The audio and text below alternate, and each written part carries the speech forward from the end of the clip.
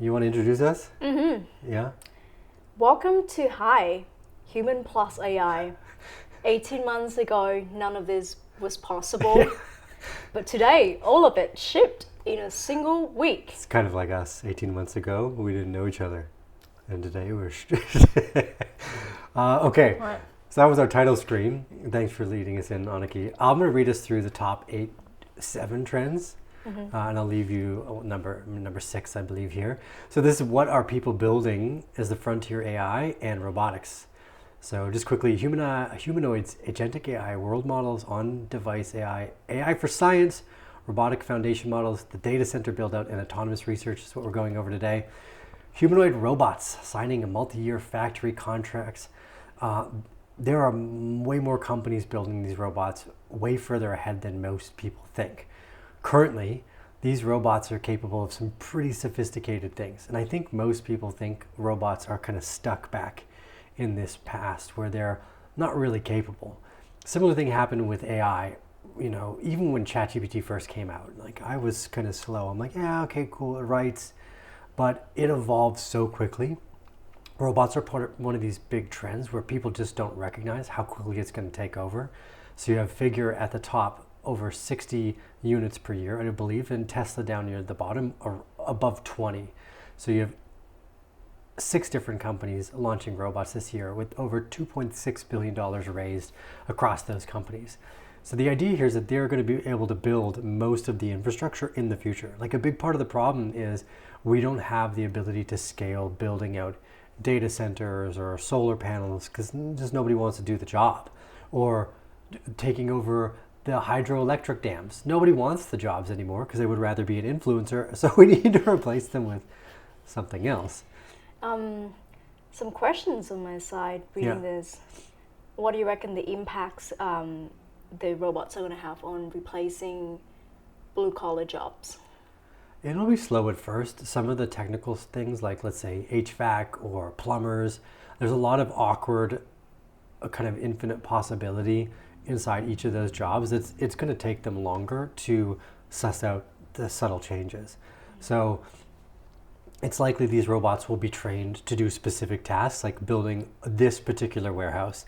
So they might compensate in the design structure so that the robot can articulate itself to do that thing. Oh, robots building robots. Well, that would be the next step because it would be the robot building the manufacturing plant that builds the robots. So in this case, the idea would be that most houses, plumbing is slightly different. So a plumber is more necessary than a robot, which is the blue collar job. But here you could see the manufacturing center itself being designed around the robot's ability to build that thing. Whereas right now, like if you're a plumber and you want to go to my house and 8 other people's houses, the small intricacies might make it so the robots fail the majority of the time still. So it's likely you have a mix of the manufacturing center being designed to actually fit the robot, I think, as well, if that makes sense. So blue collar jobs probably safe for now, but the manufacturing jobs for building the centers that build the robots, that's going to get eaten up right away. Yeah, I mean just anything labor related. Within the robot and data center sphere, I think it's AI related. Those jobs will be slower to basically be taken. So this one's been a big one on the topic lately. We launched Rapid Claw, and this is agents quietly moving into production from demo. So here on the left-hand side, we see the Fortune 500 companies, around 37% of them have adopted agents in some way, shape, or form. And this is actually through API spend. We've seen OpenClaw, Hermes, Claude Cowork, and a dozen other verticals now. I think LangChain, A2A was another one. And these, essentially what's happening is companies are starting to recognize, especially the big ones, that they can incorporate agents into their workflow and save them a huge amount of time, whether it's accounting, recruiting, general CRM, emails, social media. If you train your agent well through skill sets, they can take over, and we're seeing this huge growth in the Fortune 500 companies. Again, this is why on Rapid Cloud we're focusing on the small to medium enterprises. It's the HVAC people or the dental offices we want to work with, because the Fortune 500 companies already have Anthropic knocking on the door, holding their hands, whereas in the early 2000s, same story. Every company needed a website, didn't yet know that, and they were years behind. So there's this massive gap of kind of everyday businesses from the let's say $1 to $50 million a year in revenue that aren't adopting as quickly because they're not a Fortune 500 company and forced to do so. So this is the age of the AI agent is just blooming, like it's the early 2000s of digital hosting. This has been a fun one to watch in the background. For those of you that know me, I love science and physics. And although these models are trained sometimes with poor data, especially within the world of medicine, the world of mathematics, let's say, is a little purer. It has access to data that's going to make it overcome some of those problems faster. So we've seen a real world progress in very difficult mathematics and physics problems, which again turns back into how these robots are trained. One of the big ideas is how do robots kind of move themselves through the physical world. So what they do is they do this kind of agentic training where they can learn in the real world, but then they can take that data back with real world physics and create these simulated worlds to fill in the gap of the training. So they don't need to drive a car 1,000 times. It can do it a few times and then take that simulated real world data back into the training model and train itself off of this. Super cool. Off of this simulated real world data, I guess, if that makes sense. Yeah, reminds me of The Matrix. You remember when Neo was training all these martial arts? Yeah. By plugging his brain into a computer and learning from the simulations. Yeah, so that's effectively what this is. We're able to take the training data from the real world, inject it into the simulated world, and actually train these robots and all the physical things like cars to do significantly better in the world because of that. And that's been a big gap. So you see people walking around with cameras, working kind of simple jobs, recording what their hands are doing so they have that real world simulated training data for the robots. This is also a big shift too. The biggest shift isn't bigger, it's smaller. For those of you that have installed something like the Gemini Nano onto your phone, the ability to, we turn off the internet and this thing can answer a bunch of questions. Like a vast majority of the human conversation is stored on such a small amount of data now because of the way they train. I think the one I downloaded was only 4 gigabits, which is incredible. I mean, the internet before, like you'd have to how to start a fire or like something, right? Or how to unclog my toilet. Simple kind of general questions we'll say, where I'd normally have to go watch a YouTube video or I can turn on my phone, no internet whatsoever. I can open up the Eden Gallery right now. So Eden Gallery is one of the places you can download these free kind of small models through Gemini. I believe they host Quen and a few others. Let's see, the Gemini today, Quen, let's see, we can ask it any question we would want here. What else do they have? Gemma 4, Quen 2.5, DeepSeek, these are all downloadable within this little thing here. And what do I have? 3.6 gigabytes for the Gemma 4EB, and it will answer most of the human questions. So this idea that a good chunk of the small data processing will be done on the phone and a massive amount of it will likely be done in the cloud because your phone will never store that data. But it's impressive to see how well they're actually scoring on the far left here at just a few billion parameters versus GPT-4, GPT 3.5. These are tiny models that answer most people's questions. Another great one here in science, 5 years became 4 months. Time from validated targets to viable candidates with an antibody in traditional AI-assisted pipeline and research is allowing them to synthesize proteins. So the first Nobel Prize with an AI co-author is probably closer than most people think. It used to take us, I think it was like a decade to understand the first part, like the human genome experience. The Human Genome Project, that's what it was. The Human Genome Project was like a decade to map the genome. Now they're synthesizing proteins in days. These AI models are expediting the ability for them to process. Oh, we lost the camera there for a sec. It came back on. That's good. Awkward. We won't even edit that out later because fuck it. Or that either. We're probably getting in trouble for that. Sorry, you two. Swearing already. Gonna get us banned. I won't do that the next one. We don't want to get banned. I have a very high likelihood of getting us banned early, so I know you don't want to miss out on seeing her, so I'll try not to get us banned too early. Anyways, just this idea that we could expedite the scientific conversation. Super huge as well. foundation models have changed everything. This just leads more into what we were talking about, the physical intelligence between some of these. What is this? One policy drive arms gripper humanoids and zero shot transfers to bodies that is never seen. This is your one engineer that friends don't shut up about. Maybe I didn't read enough about this one. This one I feel like I know not enough about. We're going to skip that page. My bad, ladies and gentlemen. Okay, so this is an interesting question. I thought you might be interested here because it's about what happens if someone was building a data center in your backyard. I don't know. Is there anything bad about it?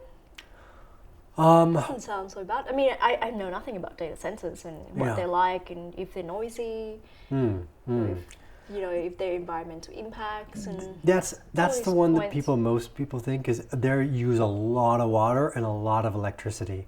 So most people assume that it's going to make the electricity in their area more expensive for them, and that it's going to affect their water as well. Neither of those things are true.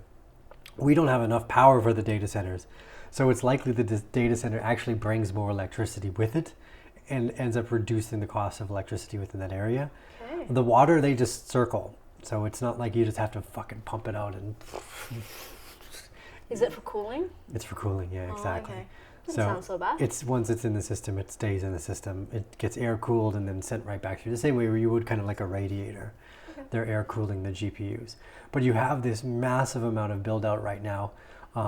Where there's $500 billion that's going to probably be invested within the next 2 years. What is this? Over $500 billion. These numbers just sound insane. The sleeper story is retired nuclear power plants coming back online and gas peakers going up right next to the training runs. So there's a few other high likelihoods here that we've seen some gas turbines that were originally like repurposed jet engines that just produced this massive amount of electricity on very small amount of cost for the now jet fuel is a bit more expensive than it was, so maybe that's not as viable, but usually it brings in a lot more energy, so energy prices go down. They're suspected 42 gigawatts in queue for AI sites. I don't know exactly. Let's ask Google, because we can just do this. Hey Google, how many gigawatts of electricity does the entirety of the United States produce right now?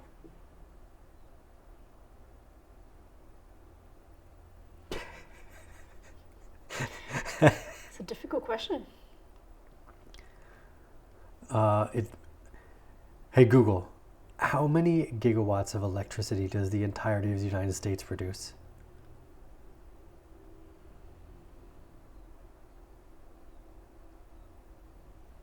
This might be the first time I don't see Google working. Is our internet down? It might be. Well, I don't really want to find out.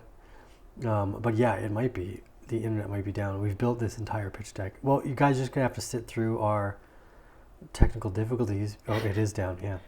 The internet is down. Well, that makes sense. So there's that. It's a good thing we built this without internet. But hey, you know what I can do? Perfect motherfucking example. Can we ask the offline... Oh, yeah, sure. Good point. How cool is that? How many gigawatts of... Oh, you can't do voice to text? Electricity does the U.S. produce?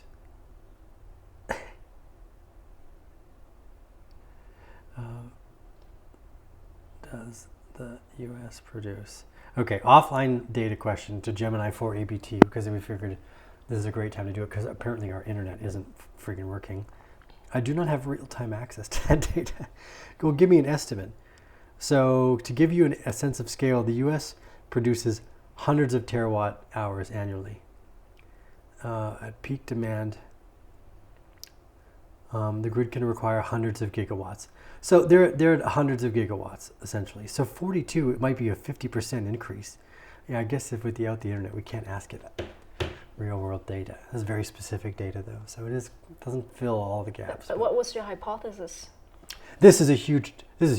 Okay. In the next year or two, this is maybe almost 50% more electricity than the U.S. has. One of the biggest things right now that's keeping the AI space back to some degree is the data center build-out's necessity of electricity. A big conversation is actually about moving data centers into space. which is one of the reasons why SpaceX might get a huge bump, is they might just want to push it all into space because people are saying they don't want it in their backyard. And there's an infinite amount of room of space, and solar is even more efficient. And it's really easy to cool things because most of space is fucking freezing cold. So if you face the radiators in the right direction, I don't know why I know this, but if you face the radiators in the right direction, it's real cold out there. So you can capture that like Kelvin temperature. And then models that run their own experiments. So this idea that models are prompting themselves is kind of a new step forward. It takes that agentic workflow just a little bit further. So Sakana's AI Scientist Fun Search and OpenAI's MLE Bench, models that read papers, propose experiments, run them in a sandbox, and write them up results quietly, is finding the shortest path to recursive self-improvement. And there's an argument here, is it better to know more about science and data or more about coding and computers? Anthropic's made a big bet on going down the coding angle, and OpenAI has actually made most of its movement into some of the scientific papers recently. So there's an alignment that we're looking forward to seeing over the next year or two, is which one actually produces more value. Is it going after these Fortune 500 companies with agents, or is it owning the patents as the creators of this new scientific research for breakthrough medicine or breakthrough physics, etc.? Because if you own, I believe OpenAI's, I forget what they call it, but is their nonprofit arm from the company that was once a nonprofit? They gave it like $1 billion, so inevitably they end up making more money for the nonprofit anyways than if they had not gone for profit. So it's kind of a weird argument. They might be able to win that as a court case, but it's changing the baseline for what these what the models are focusing on and how they find their way to value. So 6 of these 8 were research papers 2 years ago, and all 8 are products now. The idea that what we just looked at, you and I could have read in ARIVX, the kind of like MediRev or the PNAS, not penis. Oh God, we're gonna get kicked off YouTube real fast, aren't we? How do the comedy channels do it? So for those of you that don't know, PNAS is a physics journal. And why I know more about physics journals is my own thing. So anyways, which trend surprised you guys the most? Which trend surprised you the most? Well, I was quite surprised to find out that almost 40% of Fortune 500 companies already have agents. Yeah. Custom offer. I thought it was still like a fringe thing. No, the big companies usually have shareholders knocking on the door who are going, you need to be paying attention. Right. Okay. Otherwise, you're going to get outpaced. Yeah. Subscribe. Like the channel. Follow Human+AI for more silly content that might get us kicked off YouTube.